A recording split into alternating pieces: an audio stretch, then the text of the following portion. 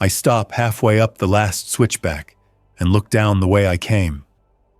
The trail is still there, a thin, dirty ribbon cut through scrub pine and loose rock. But the valley is already changing. The far road that used to shine when the sun hit it is jammed in places, then empty in others, and the empty parts feel worse.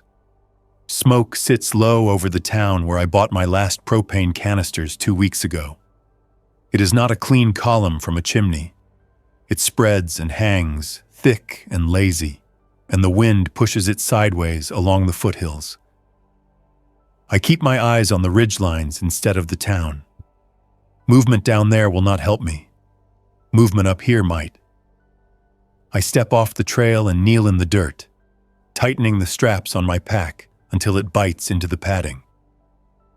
I check my hands for cuts because every little cut has become a problem that follows you for days. Then I stand, turn my back on the valley, and climb. I picked this place because the map said seasonal trail, and most people hear that and think, not worth it.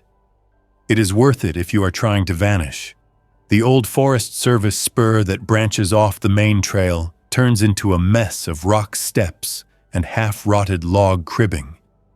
It is steep enough that tourists complain and turn around. It is still not steep enough to stop someone who is scared and hungry and willing to crawl. I know that, so I keep climbing until my calves burn and my boots start slipping on gravel. Above the tree line there is a shelf of broken granite and a shallow bowl that catches snow.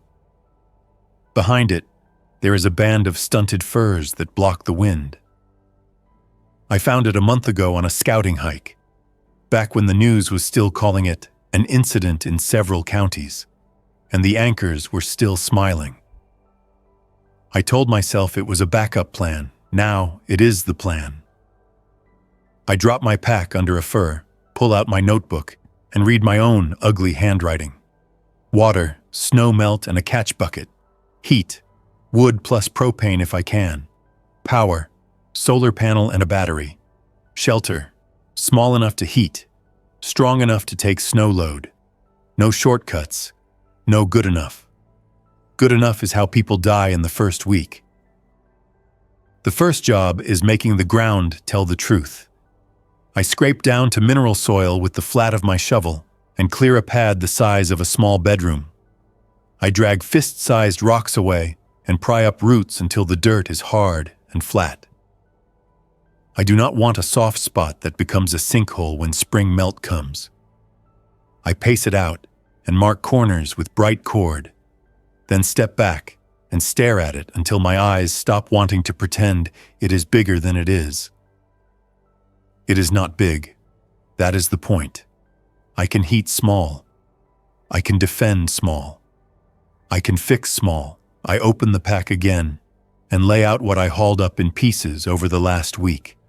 A roll of heavy tarp, a bundle of 2x2 lumber cut short enough to carry, a coil of screws, a handsaw, a small hammer, a cheap cordless drill with 2 batteries, and the one thing that makes me feel almost guilty, a stack of rigid foam insulation panels scavenged from a half-built house down the mountain. I do not waste time thinking about the owner. The owner is either gone or hiding or dead. I hate that my brain makes the list so clean, but I keep moving because stopping lets thoughts pile up. I start framing. 2x2s go down first, rectangle on the ground, then vertical studs. I pre-drill holes to avoid splitting because a split board is a future leak, and leaks become rot, and rot becomes collapse. The wind is already trying to take my tarp, so I weigh it down with rocks and keep one boot on the edge while I work. By late afternoon, my hands are stiff and dirty, and my forearms feel heavy from driving screws overhead. But the frame stands. It looks thin and sad until the foam panels go up. Foam changes everything. Foam turns a flimsy box into something that can hold heat and shut out wind. I cut panels with the saw, shaving and fitting them into the studs, and then I wrap the outside in tarp, pulling it tight and fastening it with strips of wood and screws. There is no pretty finish. Pretty gets replaced by tight, straight, and sealed. I build the roof with a steep pitch because snow load will crush a flat roof. I make the ridge beam out of 2 boards screwed together because I do not have a real beam. I add cross braces and keep adding them until I have to force myself to stop because I can burn through all my lumber and still not feel safe. I climb up on the rocks to look at it from above. The tarp shines in the sun for a second. A bright foreign thing. I stop, back down, and drag dead branches over it. I weave them into the firs and pile them along the edges until the shine breaks up. From a distance, it starts to read as messy ground cover. That matters. People scan for shapes. They notice rectangles. They notice right angles. I keep my shelter's angles hidden under a sloppy skin of sticks and needles. When I finish, I sit on a rock and drink from my bottle, taking small sips. I listen for engines. There are none. I listen for voices. None. I listen for the small sounds that mean an animal is close. I hear nothing but wind and my own work settling. That silence feels earned and also borrowed. I sleep inside the unfinished box the first night with my pack as a pillow and a flashlight in my hand. The tarp snaps in the wind and the firs groan. Every time the sound changes, I sit up, listening for footsteps or the scrape of stone. I do not tell myself I am afraid. I do not need to. The way my body keeps rechecking the door flap tells the whole story. Before sunrise, I crawl out and take a slow loop around the site, checking for tracks.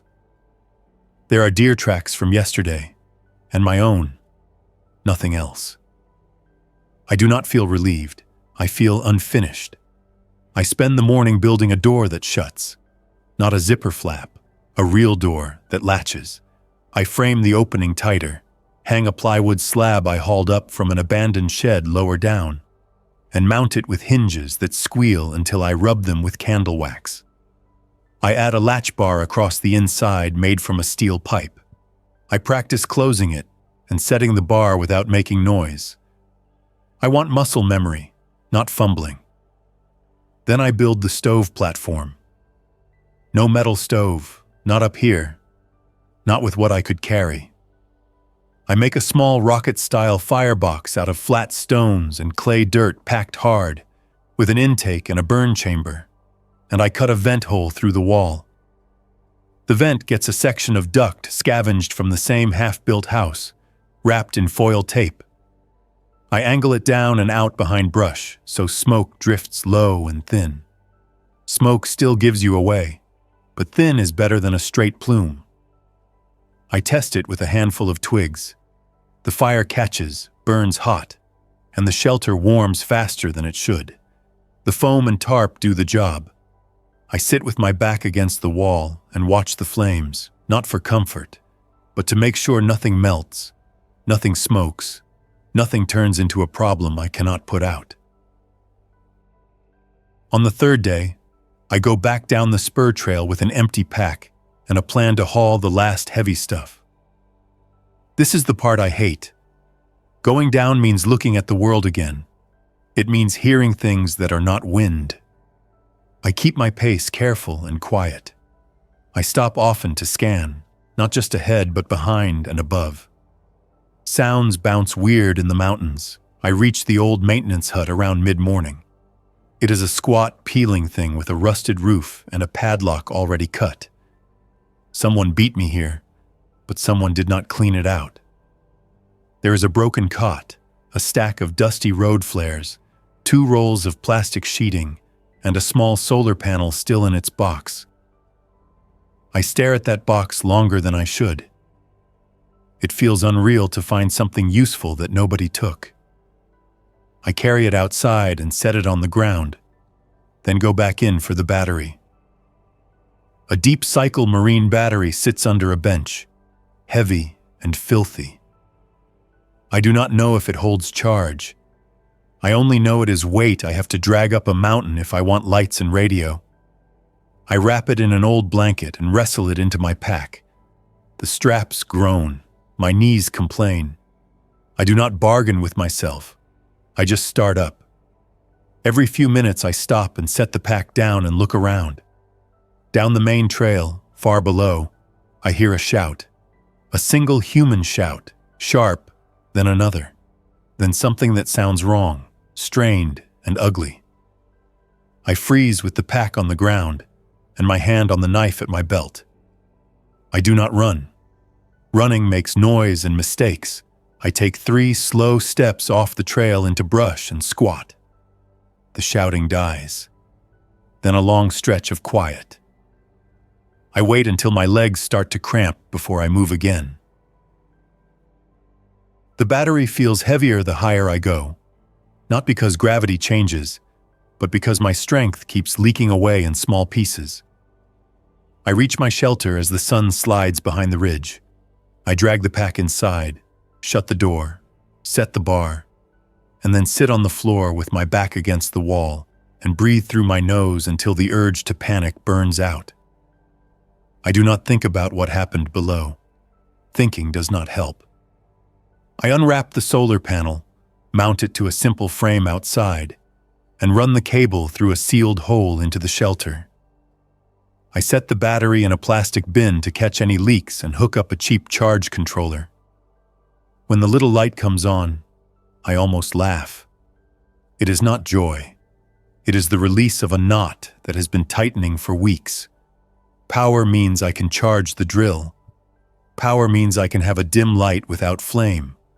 Power means I can run my small radio without burning AA batteries I cannot replace.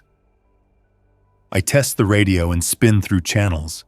Static, chatter, clipped voices, then more static. I hear one emergency broadcast repeating in a flat voice. It gives instructions that stopped matching reality days ago. It keeps saying shelter in place and await local response. I turn it off because it wastes power and fills my head with stale hope. I eat a dinner that tastes like cardboard and salt and sleep in short chunks. A week passes in work. I make shelves from scrapboards. I hang my food in sealed bins to keep rodents out. I dig a latrine pit outside downhill from the shelter, far enough to keep smell away. And I build a small privacy screen out of tarp and poles. I set up a melt station, a metal pot on a stand, a funnel into a covered jerry can. I learn how long it takes to melt snow with small sticks without filling the shelter with smoke.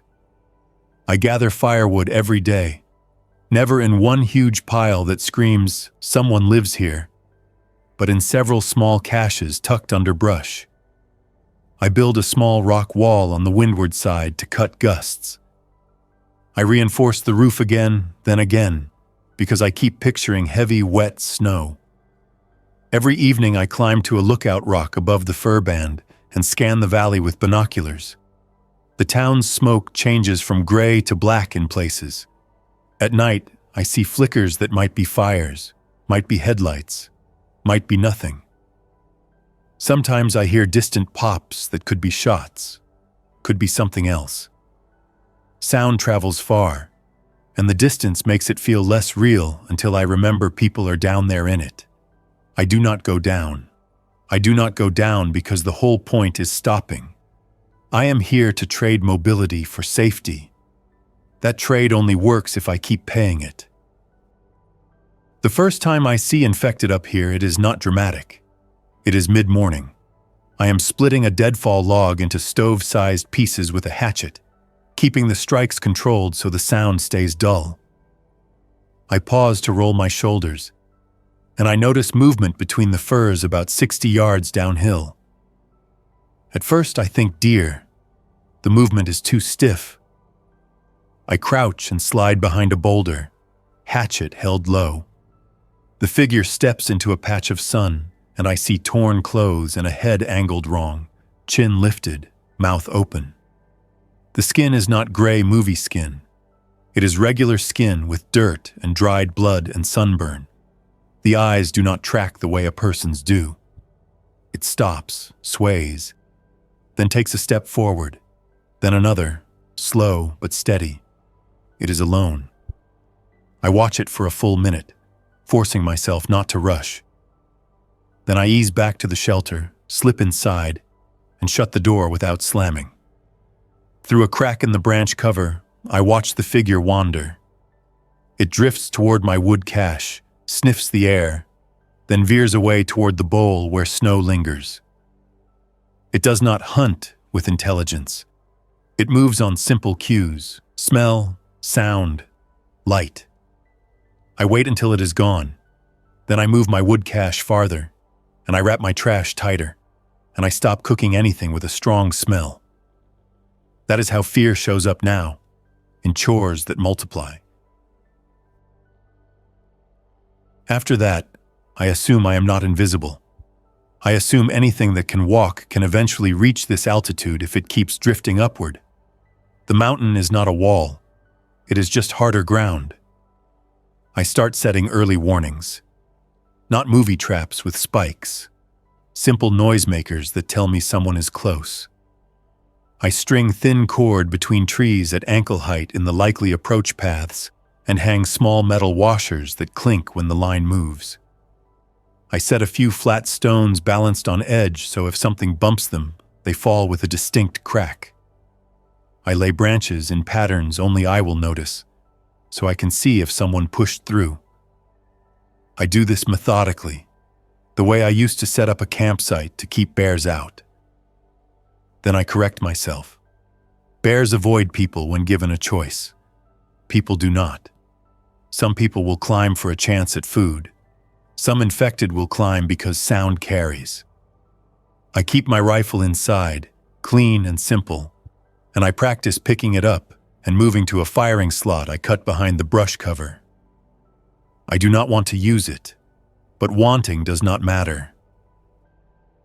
The last time I hear a clear human voice from the valley is on day 12, if my tally marks are right. I am listening to the radio in short bursts, conserving power, when a local station cuts through the static. A man speaks fast and ragged, giving a street name, then a second street name, then saying the hospital is gone, then saying the police are gone, then begging anyone with a vehicle to come to a grocery store parking lot at a specific time. He repeats it 3 times, then the signal wobbles and drops. I sit in the dim light with the radio in my lap and stare at the door.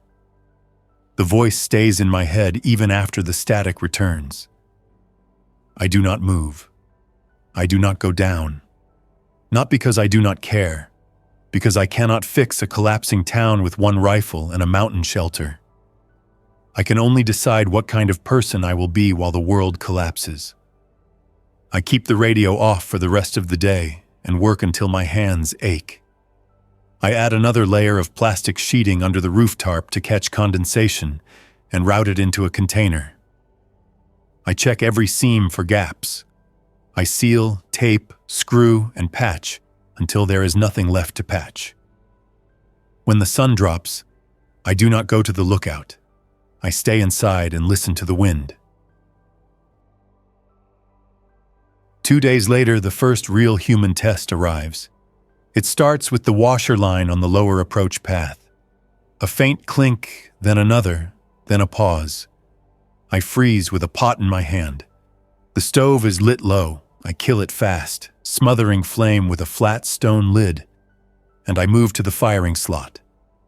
My rifle comes up slow. I do not point it at nothing. I aim at the space where someone would appear. Through the branches, I see movement. A man steps into view, then another. Both carry packs. One has a hiking pole. The other has a long object slung on his back that could be a rifle. They move cautiously, scanning. They stop often, whispering. I cannot hear words, only the shape of them. I stay still. The first man crouches and touches one of my cord lines, noticing it. He points. The second man looks up, scanning the fur band, and his gaze drifts across my shelter's disguised outline without landing on it. My stomach does not flip. My hands do not shake. What happens is my fingers tighten on the stock, and I make myself loosen them so the trigger pull stays clean if it comes to that. The men move on, angling uphill, not directly toward me, maybe searching for a better view or a campsite. When they reach the snow bowl, they stop and talk in low, urgent bursts. One points down, the other points up. Then they turn and start climbing higher, toward bare rock, where there is no cover and no shelter. They do not know the wind up there will freeze them at night. They do not know the storms that roll over this ridge. I watch them until they vanish into rock and sky. Then I back away from the slot and sit on the floor with my rifle across my knees. I do not chase them off. I do not call out. Calling out invites negotiation, and negotiation turns into pleading, and pleading turns into someone trying to take what you built. I keep my mouth shut and let the mountain handle the lesson. That night, I move my approach lines. I add more, and I shift them so anyone coming back will hit them earlier, farther from my shelter. I also change my branch cover. I break up the pattern, add fresh needles, and smear dirt on the tarp where it still shows. I move my wood caches again. I bury trash deeper and farther. I stop using the stove vent unless absolutely needed. Cold meals become normal. I hate cold meals. I hate what cold meals mean. That I am not just hiding from infected. I am hiding from people. In the morning, I climb to the lookout rock and scan for those men. I see no movement above. I scan the main trail far below and I see a thin line of people moving. Tiny dots, too far to count. They drift along the road and stop and bunch up and then move again. Some fall behind, some wander off. I watch until my eyes water from wind. I go back down and spend the day building a second exit. Not a door. A crawl slot through the back wall that I can open from inside by pulling out a pinned panel. I do not tell myself it is for escape. It is for options. Options keep you alive. Once the descent route becomes the problem, I make the decision I have been circling since day one. The spur trail below my shelter has a choke point where it cuts across a steep face. There is a stretch of loose rock above it, held in place by roots and old freeze-thaw cracks. I have walked that section 10 times, and every time I looked at it, I pictured it sliding. I bring up my pry bar, my shovel, and a length of rope. I do not want to climb down there. I do it anyway because if I do not do it now, someone will do it later, and I will not control the outcome. I move down in the early morning when the air is still and my footfalls sound small. At the choke point, I anchor myself with the rope around a thick fir trunk and ease onto the loose face above the trail. I test each foothold and keep my weight low. I dig the shovel into a seam and pry. A small cascade of rocks skitters down and rattles across the trail. The sound is sharp. I freeze and listen. Nothing responds. I pry again, harder. More rock shifts. I keep going, working the seam, using the pry bar to lever bigger slabs. My goal is not a perfect landslide. My goal is a mess that forces a climb, something that costs time and balance. After an hour, the whole section gives way in a long, grinding slide. Dust rises. Rock pounds into rock. The trail disappears under a fresh pile of rubble that angles out over the drop. When it ends, the silence feels deeper. I stand above the collapse and stare at what I did. There is no easy way down now. A strong climber with time and gear could still manage it. A desperate person could still attempt it and die. That is the point. Descent is no longer casual. Descent is a serious choice with a price. I climb back up with my rope cutting into my shoulder and my hands dirty with grit. When I reach the shelter, I sit on the ground and do not move for a long time. I do not congratulate myself.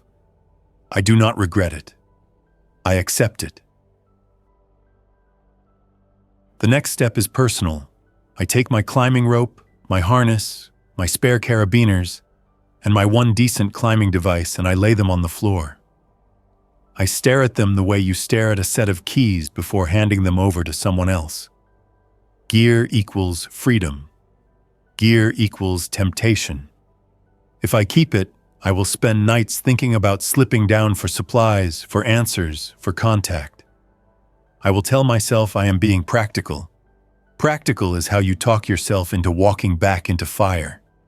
I pack the gear into a dry bag, carry it a quarter-mile away to a crack between boulders, and I wedge it deep. I pile rocks over the opening. I mark the spot in my notebook with rough bearings. I do not destroy it. Destroying it would be dramatic. I do not need drama. I need distance. If the day comes when I must go down, I can still retrieve it. The difference is that now I cannot do it on impulse. I cannot do it in a half-crazed moment after a bad radio message. I force future me to make a deliberate choice. When I return to the shelter, the space feels different, smaller, more final. I light the stove and melt snow, and I eat, and I keep working because work is the only thing that makes time behave. The weather turns on me in the third week.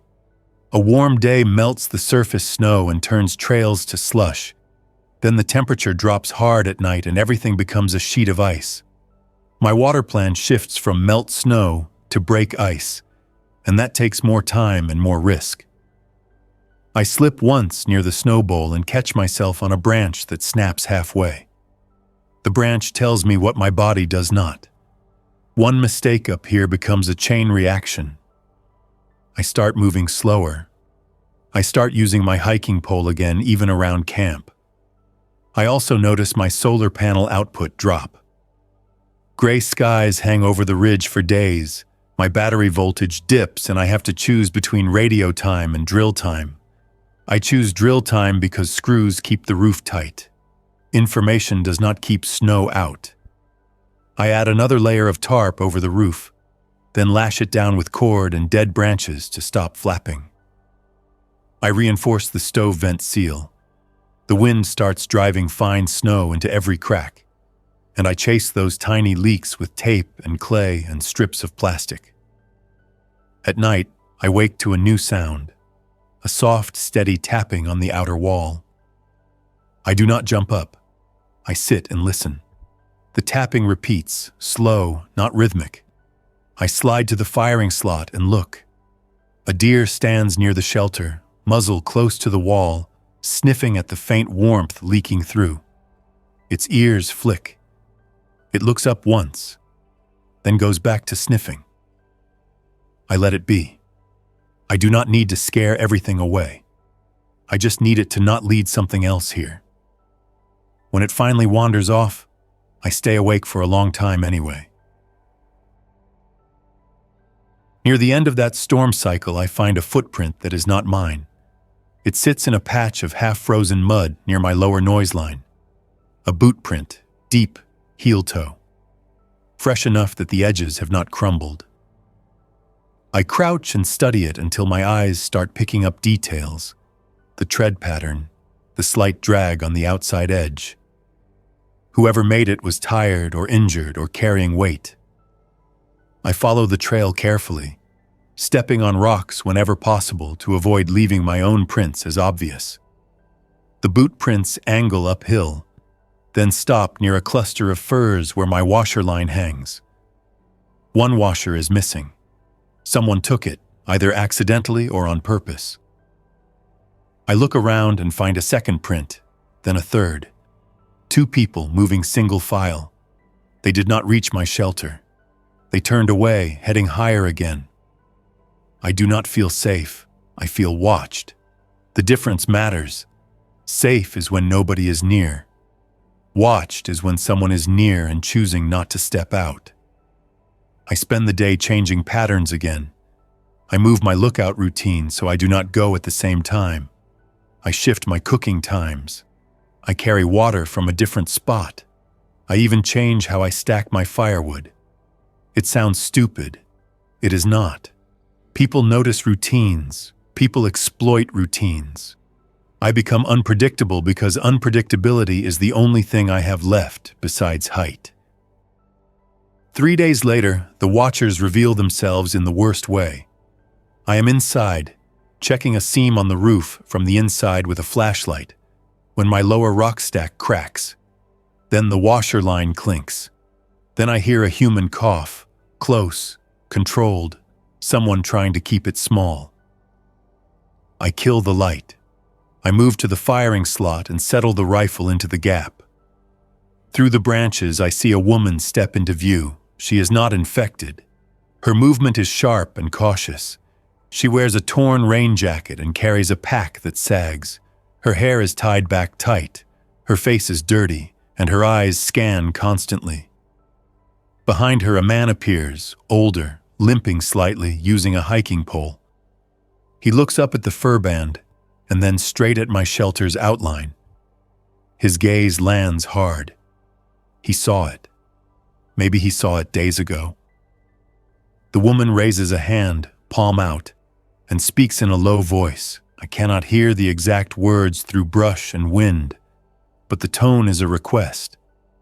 I do not answer. I keep the rifle steady and my cheek pressed to the stock, not to aim better, but to keep myself from moving. The man steps forward, limping, and points down at the rubble choke point.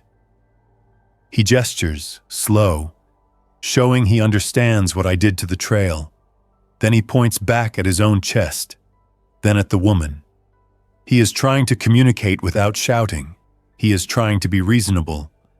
Reasonable is dangerous because it makes you want to be reasonable back. The woman takes a few steps closer. I shift the rifle muzzle a fraction, and she freezes. She puts her hand on the strap of her pack and slides it off, letting it drop to the ground. Then she pushes it forward with her foot, offering it. I do not move. I do not take it. Taking it is opening a door in my head. The man lifts his pole and points uphill, then shakes his head, meaning they cannot go higher. He points at my shelter again. His mouth moves, pleading now. I watch his hands. I watch the woman's hands. I watch the tree line behind them. I do not see infected. I do not see a hidden weapon. I still do not speak. The woman's shoulders sag. She looks at the man, says something sharp, then looks back toward my shelter and calls out louder. I catch one word. Please. The word lands heavy. I keep my mouth shut and my rifle steady. After a long minute, the woman scoops up the pack again. She turns away, angry, and starts back down the trail. The man lingers, looking up toward me with a face that holds too many things at once. Anger, despair, calculation. Then he turns and follows her. I do not exhale in relief. I stay at the slot for a full hour after they vanish, listening, waiting for the trick. No trick comes. What comes is a new truth. People know I am here. That night I sleep in gear, boots on, jacket on, rifle within reach. I hate it. It makes my shelter feel less like a home and more like a fighting position. In the morning I find the pack they offered tucked under a fir near my lower line. They left it as a deposit or a message or a trap. I approach it slow, circling, scanning. I poke it with a stick first. Nothing moves. I unzip it with the tip of my knife, careful. Inside are 2 cans of soup, a bag of rice, a half-empty bottle of water, a small first aid kit, and a folded paper map with a handwritten note. The note is simple. No drama. We are sick but not turned. Need a warm place one night. We will go after, please. I read it twice. Then I fold it and put it back. The words do not create a moral dilemma. The dilemma existed before the note. If I let them in, I risk infection, theft, violence, and the simple fact that one night becomes two. If I do not let them in, I become a person who can watch people freeze and still eat soup. I already watched the valley burn and stayed up here. I already made that choice. I set the pack back under the fur and walk away. At noon, I carry it down to the rubble choke point and leave it on a flat rock in plain sight with the note on top and a simple addition written in my own notebook paper. Cannot. There is no way down for me. Take food. Keep moving. I do not sign it. Names do not help. I walk back up and cut 3 of my approach cords and reset them in new places. I spend the rest of the day hauling more dead branches to thicken my cover. When night comes, I do not light the stove. I eat cold rice and chew slowly. I do not punish myself. I just keep living. The infected do not care about my moral math. 2 days after the encounter, I hear them before I see them. A low shuffling, then the crack of a branch. I am outside gathering wood, and I freeze with a split log in my hands. The sound comes from below and to the left, from the same direction the woman and man came. I set the log down gently, then ease toward the shelter, stepping on rock instead of sticks. The washer line clinks once, hard, then again. Something big bumped it. I slip inside and bar the door. Through the firing slot, I see 3 figures in the furs, moving unevenly.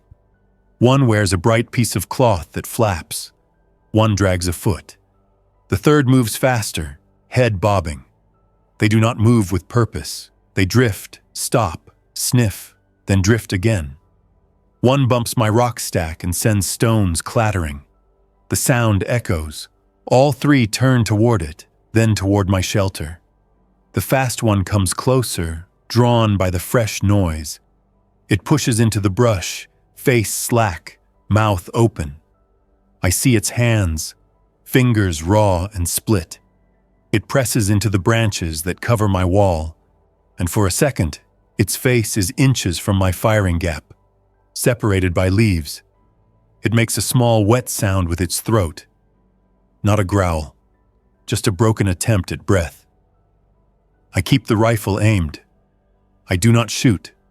Shooting is a dinner bell for anyone human within miles. I need another solution.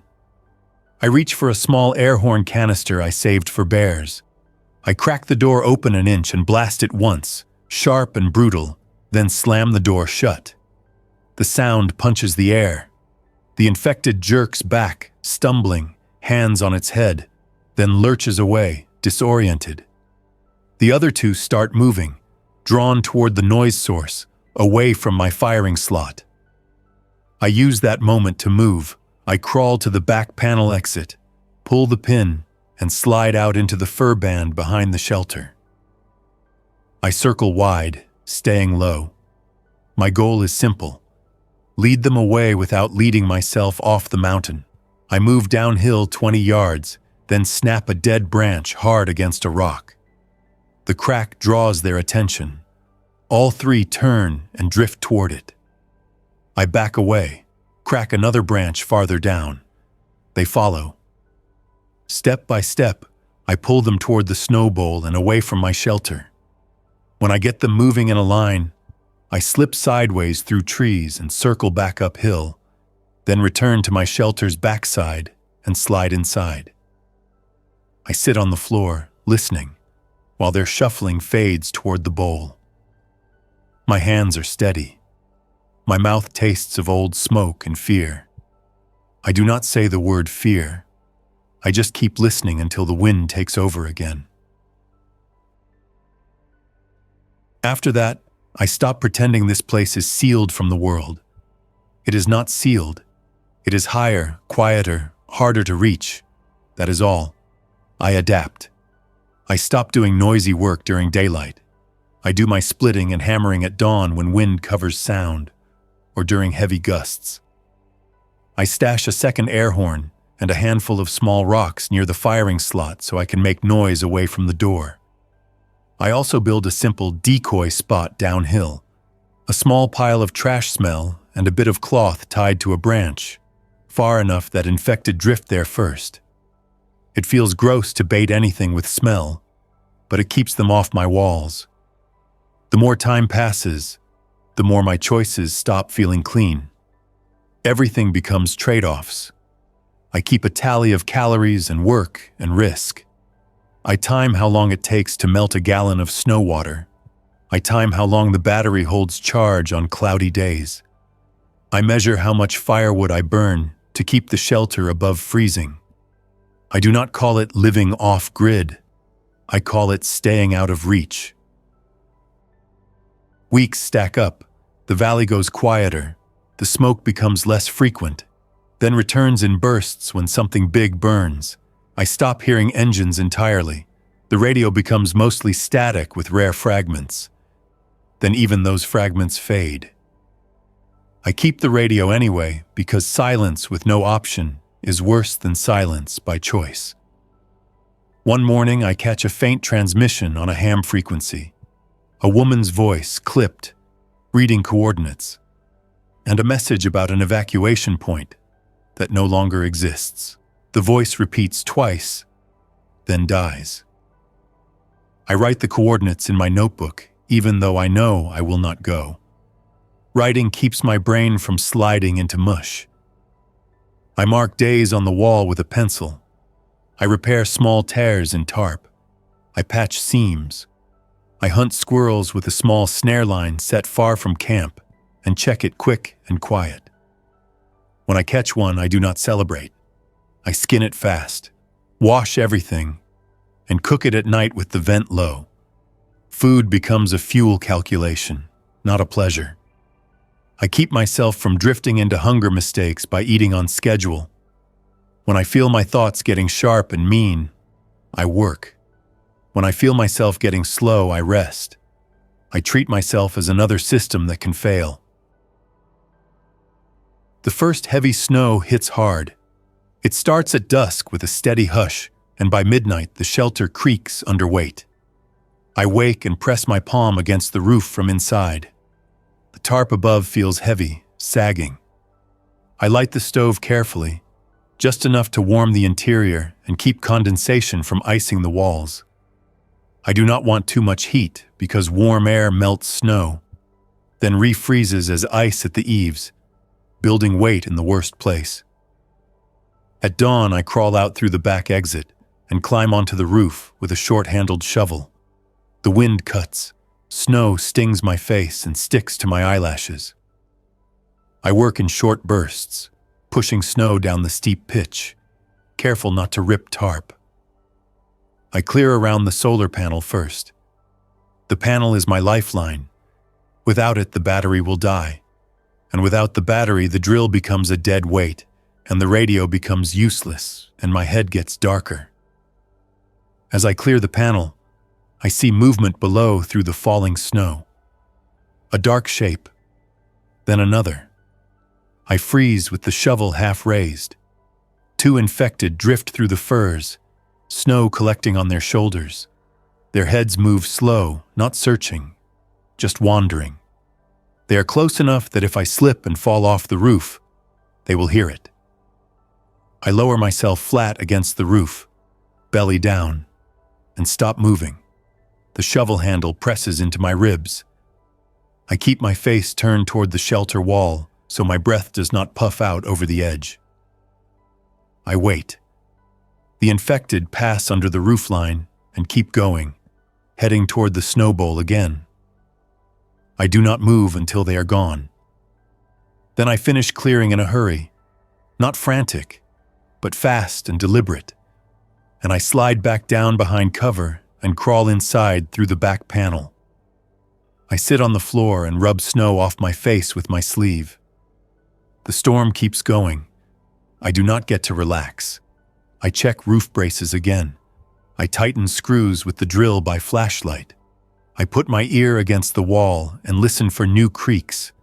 I do not tell myself I am safe. I tell myself I am still holding. A month into winter, the mountain tries to kill me with boredom and routine. That sounds wrong until you live it. Every day becomes the same list. Water, firewood, seal checks, battery check, lookout scan, snare check, trash management. The danger is not one big event. The danger is getting sloppy on day 40 because nothing happened on day 39.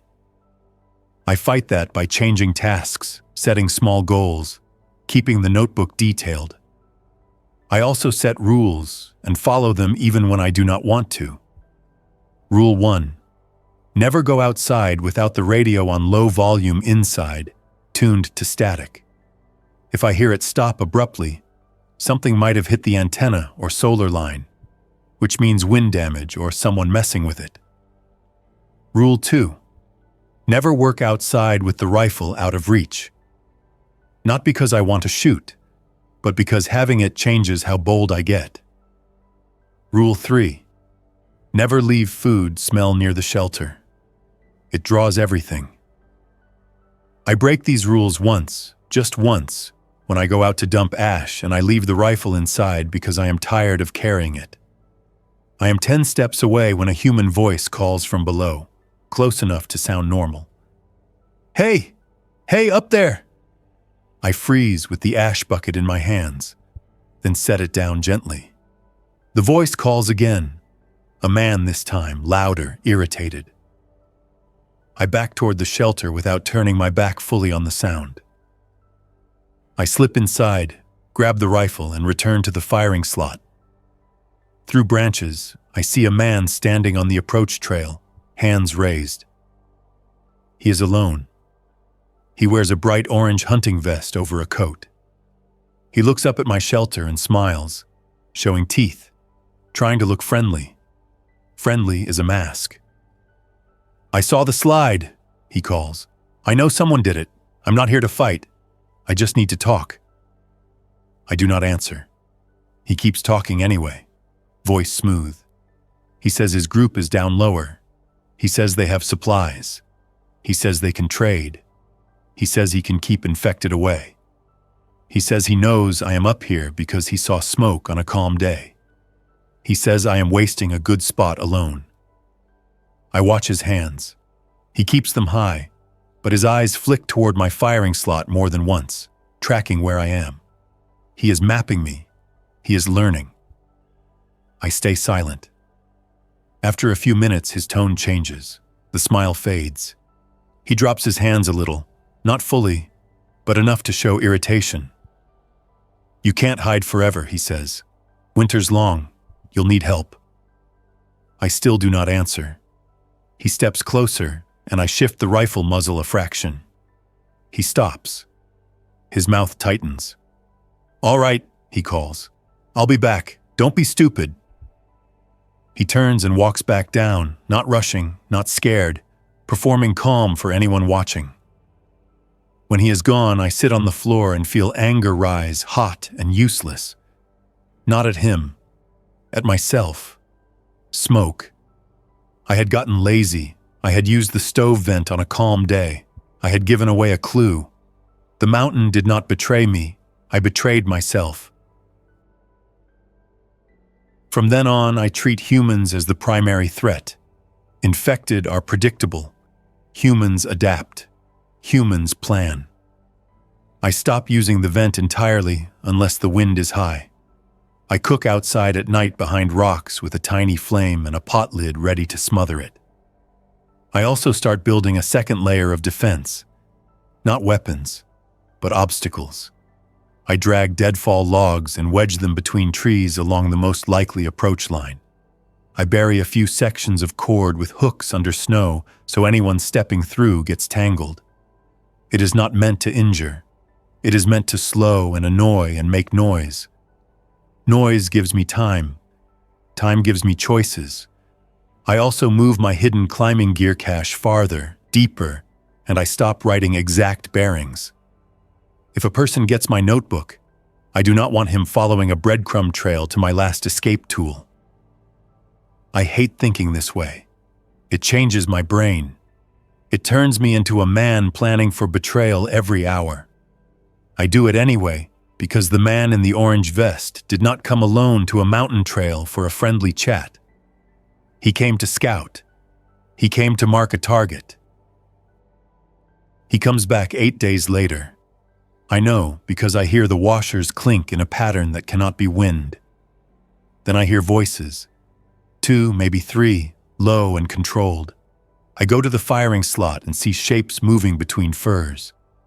The orange vest appears again, and another man beside him carrying a long rifle.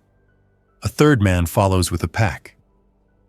They stop at the edge of my cleared pad and stare at my shelter outline, now less hidden under snow. Sticks and needles do not blend as well when everything is white. The orange vest man calls out again, louder.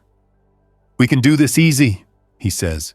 "Open up and talk, or we do it the hard way." He laughs once, a short, ugly sound.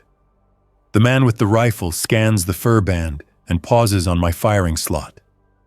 He cannot see through it, but he knows where it is because of how I aimed last time. That means he is not new. He remembers. The third man starts walking around, looking for another entrance. He steps near my back panel exit area. I hold my breath and stay still. If he finds it, he will know I have options. Options make people nervous. Nervous people do bad things. I need them to believe I am a sealed box. I let the third man wander for a minute. Then I shift and make a small noise on purpose inside. A faint bump. The orange vest man snaps his head toward the front door, and the third man drifts back toward the front. They regroup. The orange vest man calls again. "Last chance," he says. "We can trade. We can share. You don't want to be alone up here." His words are wrong because he is not offering to trade. He is offering to take control. I do not answer. The man with the rifle raises it slightly. He does not aim yet. He is showing me he can. The orange vest man steps closer to my door and reaches toward the latch area. My hand tightens on the trigger. I do not want to fire. Firing is loud and permanent and invites more people, but letting him open my door is worse. Before he touches the door, I use my other hand to pull the air horn trigger through a small gap in the wall near the stove vent.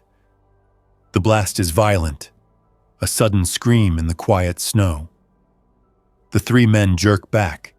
The rifleman flinches hard, muzzle swinging. The third man stumbles. In that half-second of chaos, I crack the front door just enough to shove a lit road flare out onto the snow, then slam the door shut and bar it again. The flare hisses and throws red light, bright and unnatural, and smoke. The men curse, backing away, hands over faces. The flare is not a weapon. It is a signal and a distraction. It makes them think twice about rushing a door when they cannot see and cannot breathe clean air.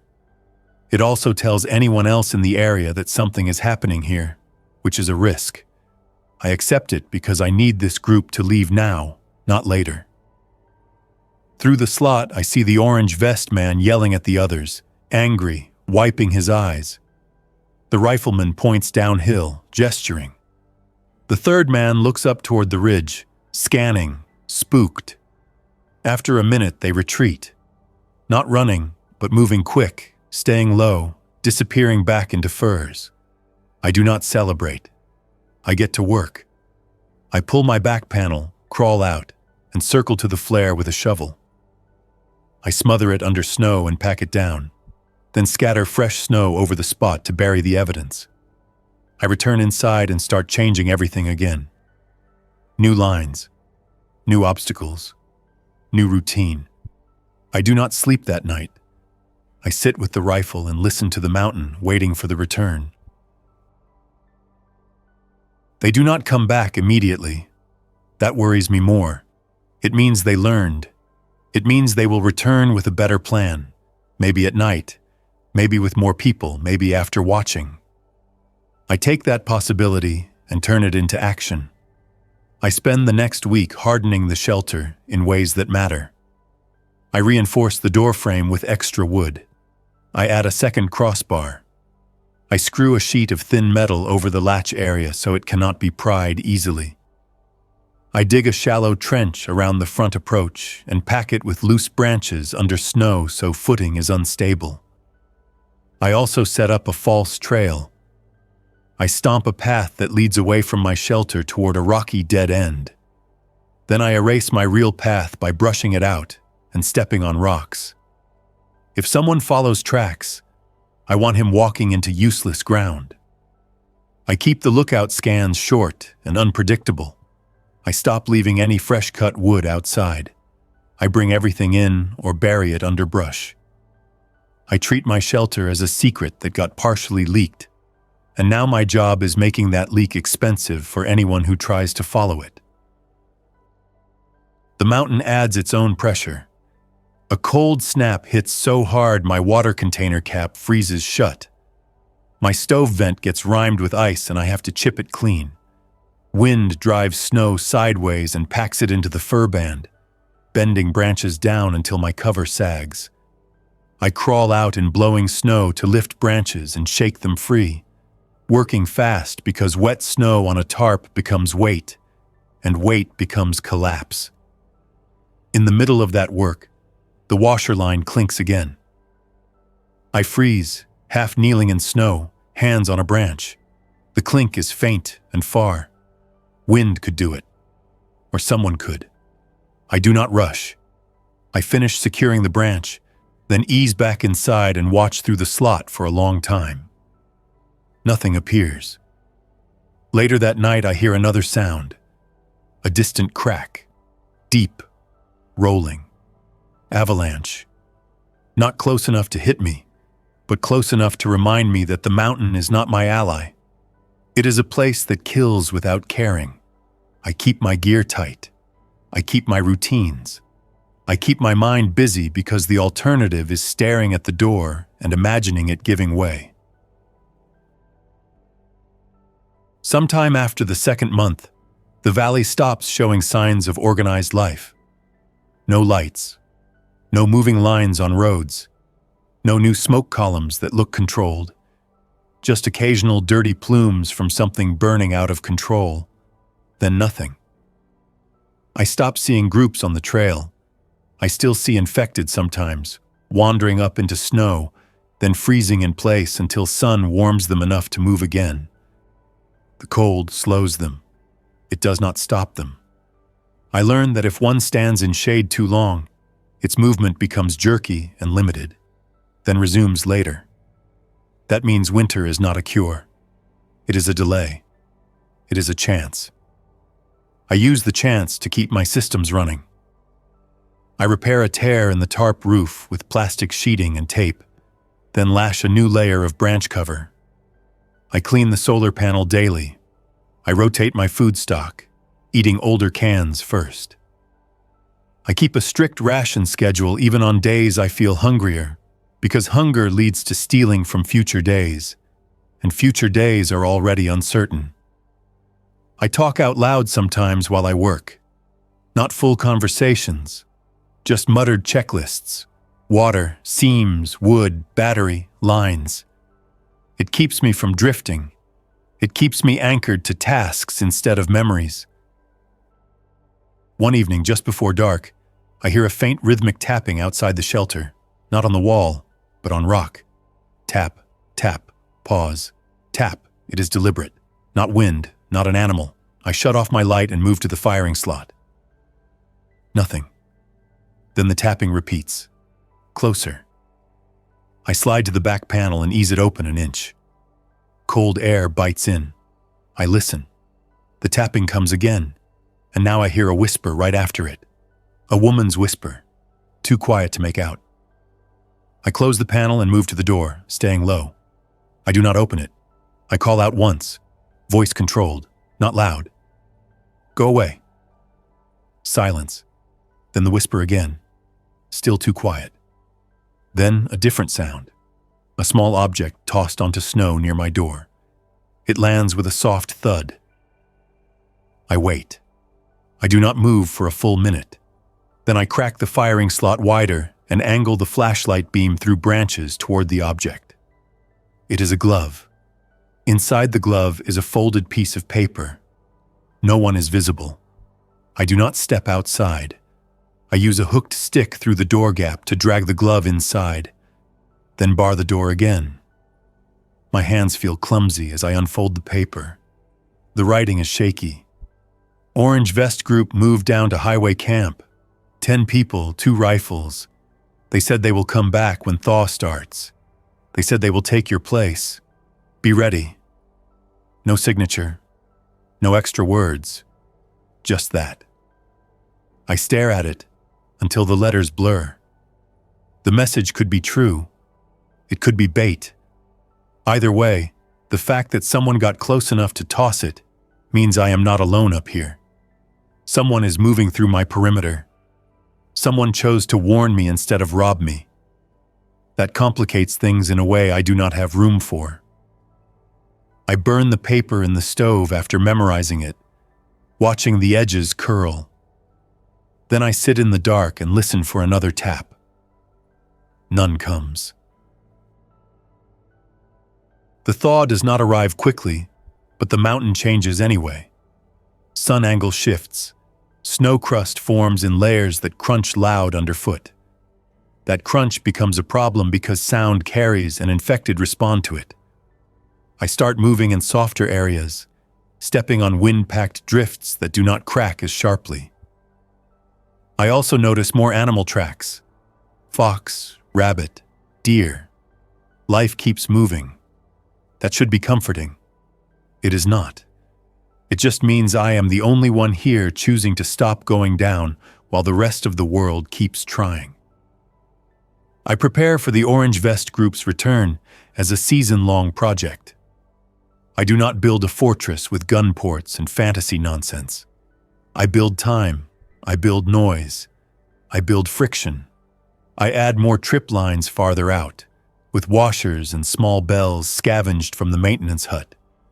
I set loose rock piles on narrow approach spots, so if someone steps wrong, it cascades loud. I cut new deadfall and wedge it into natural choke points. I clear a hidden path from my back exit to a rocky crack where I can crouch and observe without being seen. I also improve my own endurance. I force myself to do short workouts inside, squats, push-ups, stretching. Not for fitness pride, for survival.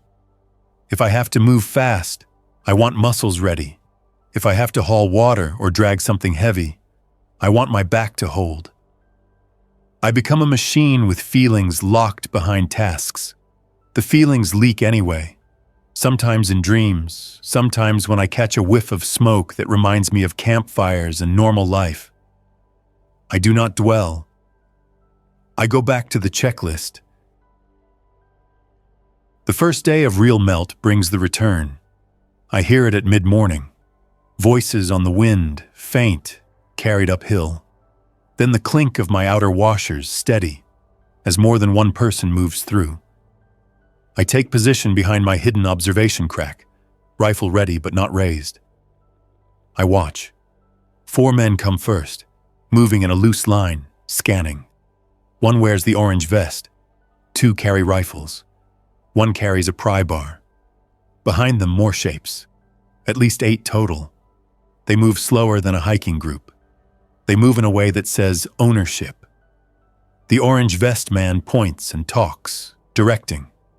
1 man taps at my cord line with his boot and grins. Another steps wide around a rock pile, careful. They learned. My earlier defenses slowed them once. It will not work the same again. They stop near the edge of my cleared pad and stare at my shelter. The orange vest man raises his voice. "All right," he says. "No more games. Come out and we can do this clean." He waits. I do not answer. He nods to the man with the pry bar. The man steps toward my door. I do not shoot, not yet. I wait until he puts a hand on the latch area. Then I do something I hate. I fire one round into the ground in front of the door, low, controlled. The shot cracks the mountain air and echoes down the valley. Snow dust puffs. The man jerks back.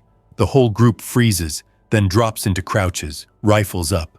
The orange vest man steps sideways, using a tree as partial cover. He shouts, angry now. "You just gave away your spot!" he yells. "You think nobody heard that?"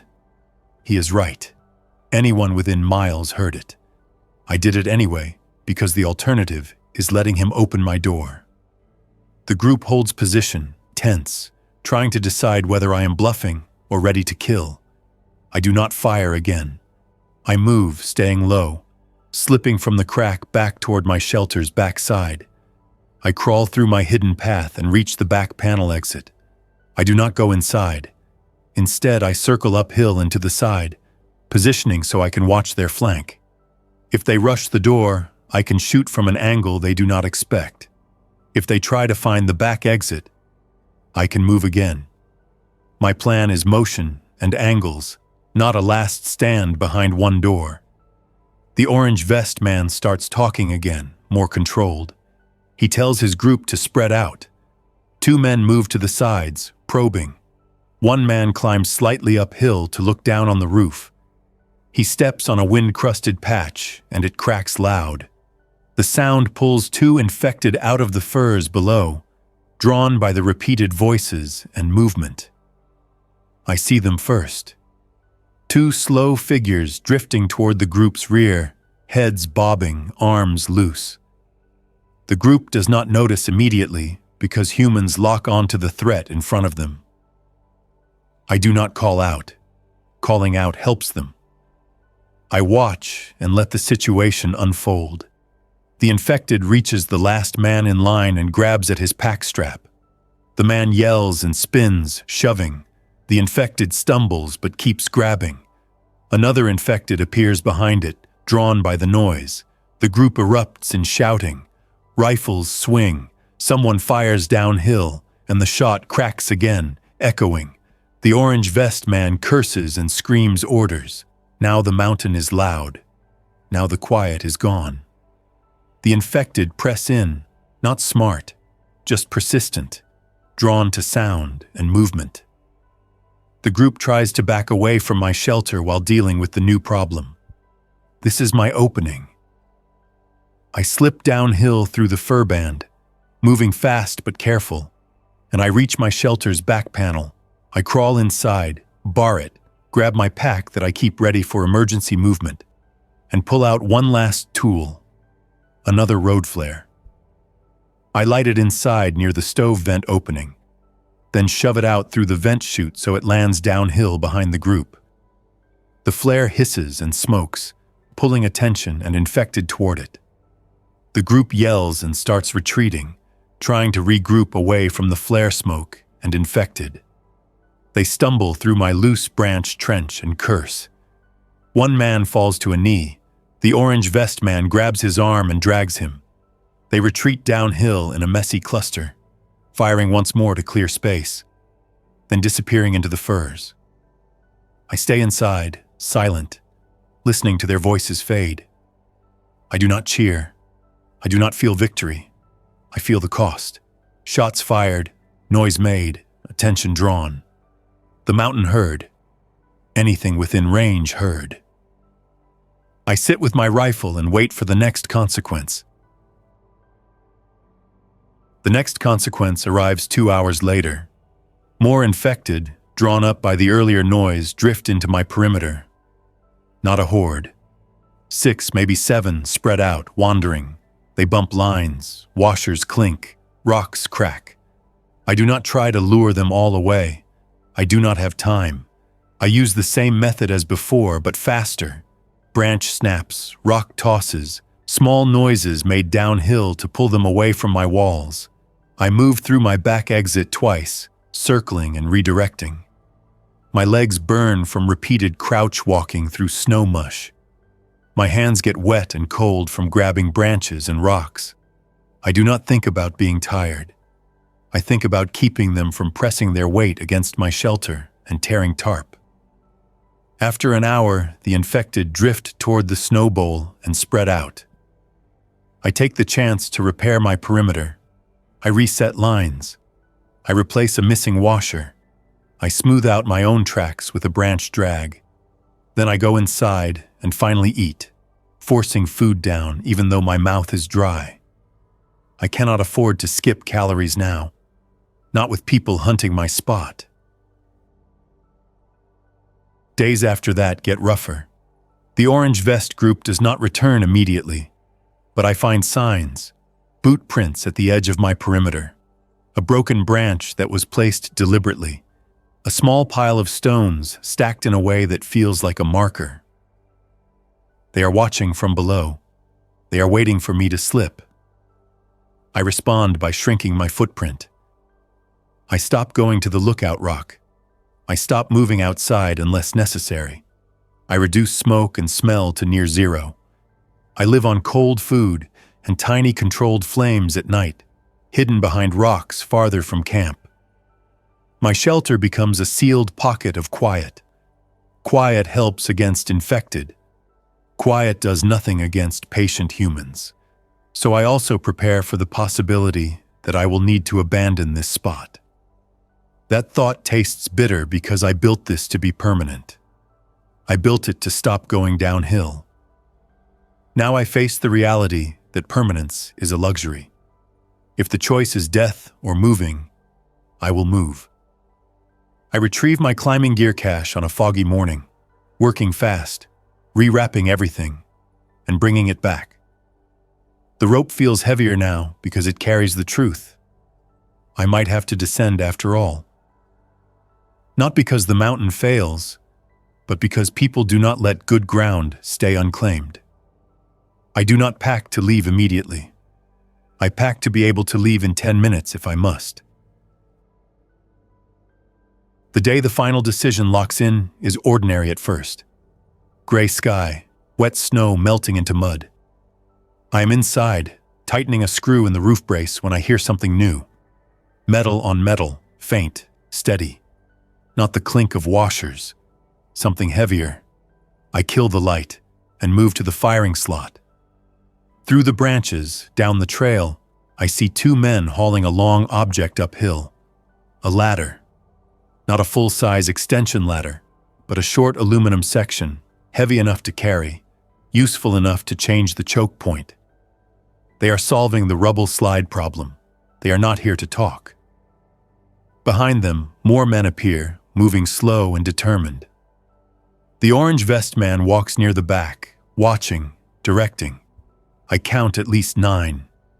They stop at the rubble choke point and start working, placing the ladder section across unstable rock, creating a bridge.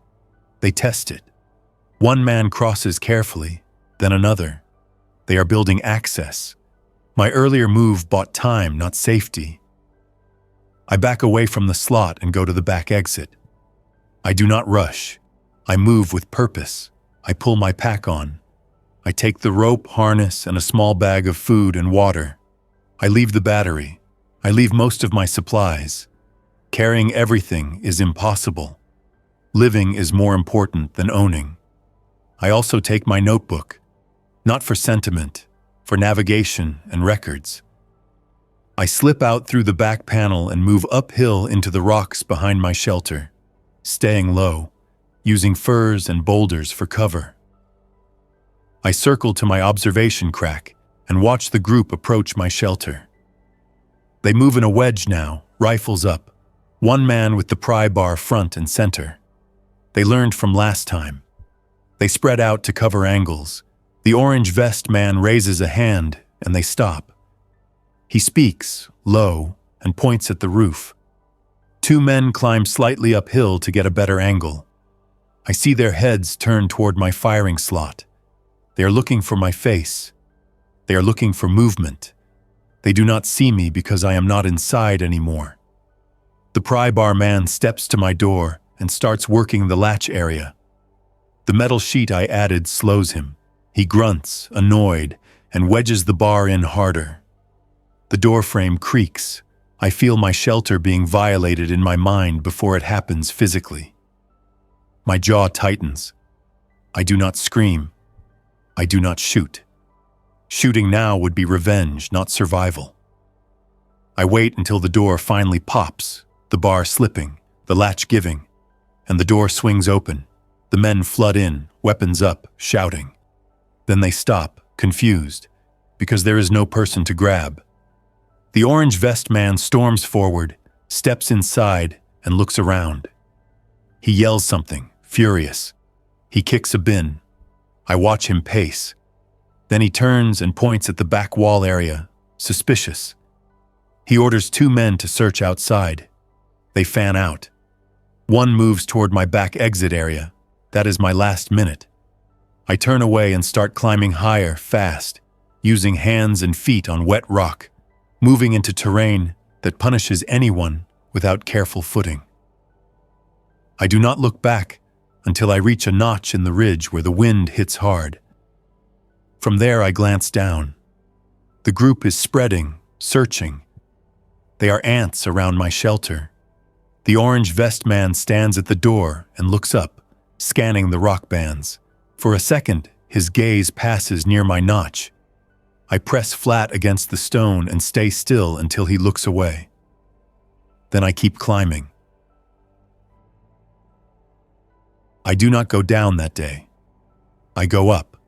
I climb into harsher terrain, toward a higher shelf I scouted weeks ago but avoided because it felt too exposed.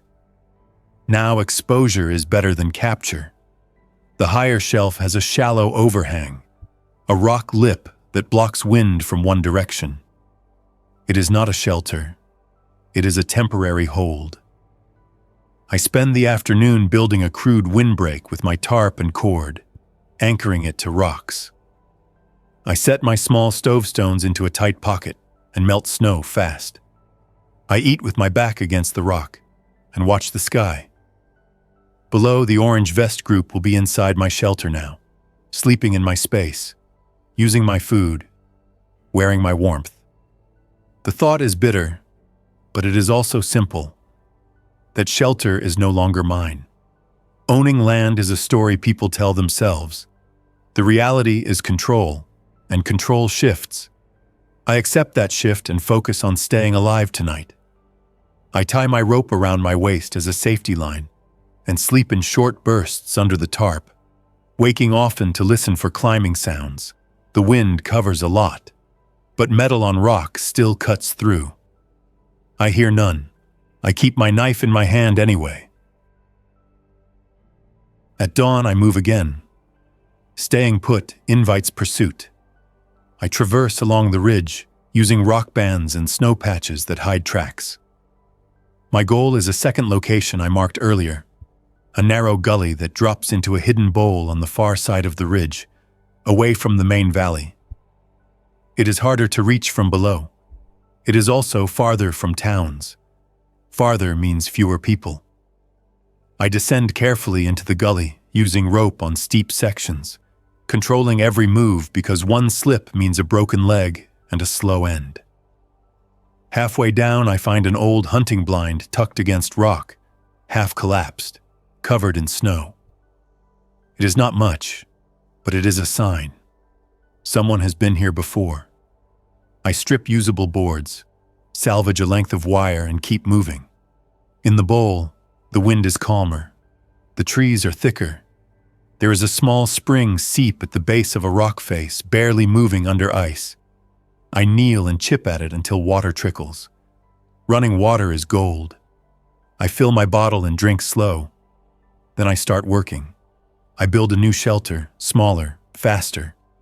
No foam this time, just tarp, branches, and rock. I build it tight against the rock face to cut wind. I line the floor with pine boughs.